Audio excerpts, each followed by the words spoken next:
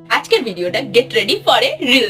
এই জামা পরে তো আর এই মুখ নিয়ে তো রিল হবে না, একটু সুন্দরভাবে সেজে আসা যায়। মায়ের থেকে এই শাড়িটা চুরি করে দিয়ে মা দেখলে না পিঠে দেবে মার আমাকে। শাড়িটা পরা হয়ে গেছে, এবার একটু মেকআপ করে নি।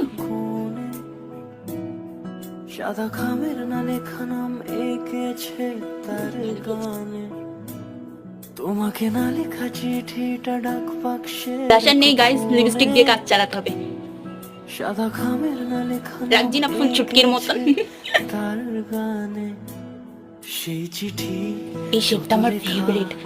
থাকে একা একা সেই গানে। এতটা যখন সেজেই নিচ্ছি তাহলে কানের কেন বাদ যাবে? চলো কানে দেখা যাক কোনটা পরে পেয়েছি।